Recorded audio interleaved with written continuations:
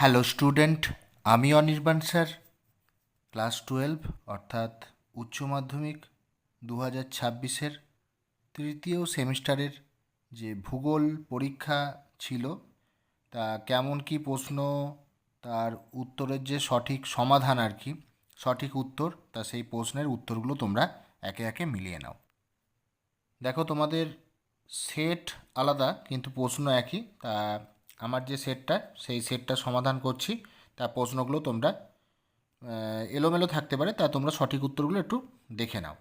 তা প্রথম প্রশ্ন দেখো, যখন দুটি সন্নিহিত হিমবাহের স্পার্শ গ্রাবরেখা একত্রিত হয় তখন তা ড্যাশ গঠন করে। সঠিক উত্তর হয়ে যাবে অপশান এ, মধ্য গ্রাবরেখা। পরের প্রশ্ন চলে আসি। সমবাহে হিমবাহের ক্ষয়কার্যের ফলে সৃষ্ট অ্যাম্ফিথিয়েটার রূপী ভূমিরূপটি জার্মানিতে ড্যাশ নামে পরিচিত। অপশান বি, কার। সঠিক উত্তর অপশান বি হবে কার। 3 নম্বর প্রশ্ন আছে, দেখো একটা স্তম্ভ মেলাও আছে। তাই যে অবিরাম বৃষ্টি, ঝিরঝিরে বৃষ্টি, বজ্রবিদ্যুৎ সহ ঝঞ্ঝা, পরিষ্কার আবহাওয়া, তা এটার সঠিক উত্তর হয়ে যাবে অপশান ডি। পরের প্রশ্ন দেখো, এখানে একটা ছবি আছে, দেখো 4 নম্বর।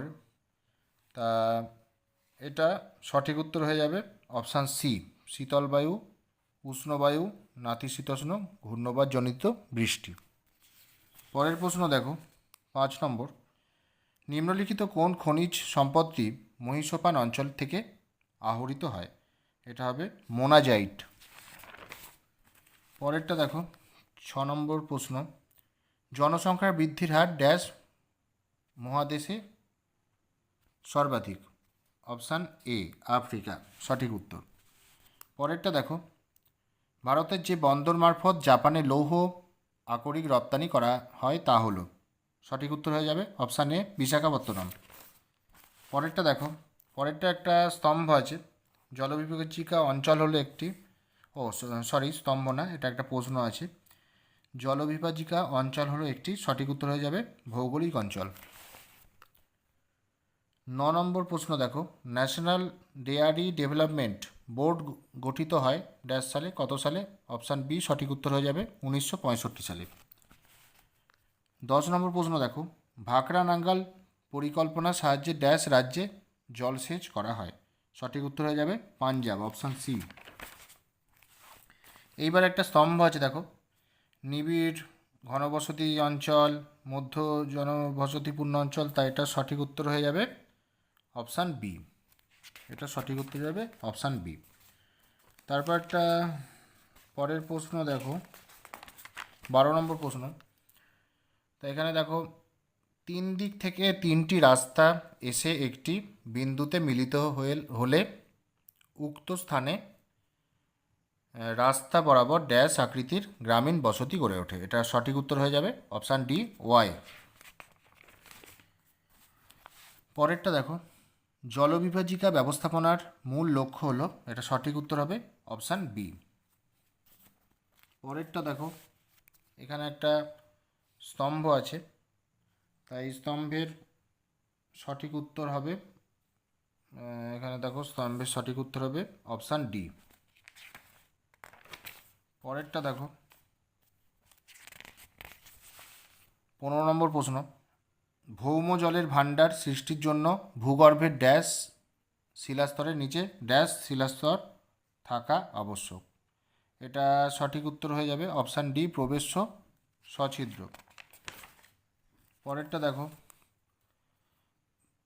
ভবিষ্যৎ জনসংখ্যা বৃদ্ধি নির্ধারণের পদ্ধতিকে বলা হয়? সঠিক উত্তর হয়ে যাবে অপশান ডি, জন অভিক্ষেপ।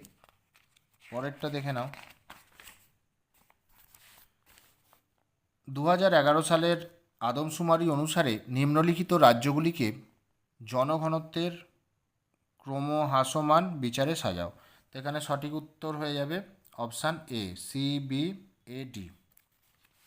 নেক্সট দেখো, সঠিক বিকল্পটি প্রশ্নসূচক স্থানে বসাও। তো এখানে একটা প্রশ্নসূচক স্থানে বসাতে হবে। তা এখানে সঠিক উত্তর হয়ে যাবে অপশান বি, আন্তর্জাতিক বাণিজ্য। নেক্সট দেখো, মহিষঞ্চরণ মতবাদের প্রবক্তা হলেন? অপশান বি সঠিক উত্তর, অ্যালফ্রেড ওয়েগনার। পরেরটা দেখো, 20 নম্বর প্রশ্ন, উন্নয়নশীল দেশে বয়লিঙ্গ পিরামিডের আকৃতি হবে? অপশান এ সঠিক উত্তর হয়ে যাবে সমবাহু ত্রিভুজের মতো। 21 নম্বর একটা স্তম্ভ আছে, তা এখানে সঠিক উত্তর হয়ে যাবে অপশান বি। এটার সঠিক উত্তর হবে অপশান বি। পরেরটা দেখো, কাস্ট অঞ্চলে চুনাপাথরের অদ্রাব্য দ্রবণ কার্যে গঠিত লাল বর্ণের কর্দম নিম্নলিখিত যে নামে পরিচিত তা হলো? এটা সঠিক উত্তর হবে টেরা রোসা। নেক্সট দেখো, এখানে একটা বিবৃতি যেটা আর কি আছে, বিবৃতি সমূহ, তা এটার সঠিক উত্তর হয়ে যাবে অপশান সি, মানে প্রথমটা সত্য, দ্বিতীয়টা সত্য, পরেরটা মিথ্যা মিথ্যা। নেক্সট দেখো, 24 নম্বর প্রশ্ন, নিরক্ষীয় বৃষ্টি অরণ্য অঞ্চলের অত্যধিক উষ্ণ ও আর্দ্র পরিবেশে বসবাসকারী অধিবাসী হলো? এটা হচ্ছে উত্তর হবে বান্টু, অপশান এ। পরেরটা দেখো, 25 নম্বর প্রশ্ন, স্থূল জন্মহার যেটা সিবিআর হলো, এটার সঠিক উত্তর হবে অপশান বি। নেক্সট দেখো, 26 নম্বর প্রশ্ন, বন্যাপ্রবণ অঞ্চলে উচ্চস্থানে গড়ে ওঠা বসতিকে বলা হয়? সঠিক উত্তর হবে শুষ্ক বিন্দু বসতি। এখানে একটা ছবি দেওয়া আছে দেখো বসতি, তাই এটা হবে সঠিক উত্তর হবে রৈখিক বসতি, অপশান ডি। পরেরটা দেখো, ভারতের বৃহত্তম তৈল শোধনাগারটি অবস্থিত হলো? এটা সঠিক উত্তর হবে অপশান সি, জামনগর, গুজরাট। পরেরটা দেখো, 29 নম্বর প্রশ্ন, অবরোহণ ও আরোহণ প্রক্রিয়ায় সম্মিলিত ফল হলো? এটা হবে পর্যায়ন।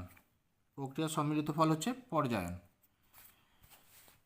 30 নম্বর প্রশ্ন দেখো, এখানে একটা আর কি মাধ্যম দেখো, নিম্নোক্ত প্ল্যাটফর্মগুলির নিম্নের কোন মাধ্যমটির সাথে সম্পর্কিত? তাই এগুলো যেগুলো আছে দেখো, Zoom, Microsoft Team, Skype, Google Meet, এটা সঠিক উত্তর হবে বি, ভিডিও কনফারেন্সিংটাই সঠিক উত্তর হবে অপশান বি, ভিডিও কনফারেন্সিং। আচ্ছা, 31 নম্বর দেখো, নিম্নলিখিত কোন বিবৃতিটি খাদ্য শৃঙ্খলের ক্ষেত্রে প্রযোজ্য নয় বলেছে? তা অপশান এ হবে সঠিক উত্তর, খাদ্য শৃঙ্খলে শক্তির প্রভাব সর্বদা চক্রাকার। এটা অপশান নয়, মানে নয় বলেছে আর কি, অপশান এ। 32 নম্বর প্রশ্নে দেখো, দক্ষিণ ভারতের তুলনায় উত্তর ভারতের সমভূমি অঞ্চলে নিত্যবাহ খালের সংখ্যা বেশি হওয়ার কারণ হিসাবে নিম্নলিখিত কোনটি প্রযোজ্য নয় বলেছে? সঠিক উত্তর হয়ে যাবে অপশান ডি। এগুলো একটু ঠিক মতো করে করো, নয় বলেছে যেহেতু। 33 নম্বর প্রশ্ন হবে হচ্ছে, নদী মোহনায় নিম্নলিখিত কোন ধরনের বাস্তুতন্ত্র লক্ষ্য করা যায়? এটা অপশান এ সঠিক উত্তর হবে খাঁড়ি বাস্তুতন্ত্র, যেটা আর কি। 34 নম্বর প্রশ্ন, পৃথিবীর সর্বাধিক লবণাক্ত হ্রদ হলো? এটা সঠিক উত্তর হবে হচ্ছে ভ্যান হ্রদ। আর আজকে শেষ প্রশ্ন যেটা 35 নম্বর প্রশ্ন, পরিব্রাজনের আকর্ষণ শক্তি বা পুল ফ্যাক্টর নয় কোনটি? তা এটা হবে সঠিক উত্তর ধর্ম ও জাতিগত ভেদাভেদ, যেটা অপশান ডি। তাই ছিল তোমাদের 35টি প্রশ্ন। তা কার কটা ঠিক হলো অবশ্যই তোমরা কমেন্ট করে জানাবে, আর ভিডিওটা ভালো লাগলে লাইক করে দাও, আর তোমাদের বন্ধুদের কাছে বেশি বেশি পরিমাণে শেয়ার করে দাও। আবার দেখা হচ্ছে নেক্সট কোনো টপিকের ওপর ভিডিওতে। সবাই ভালো থেকো।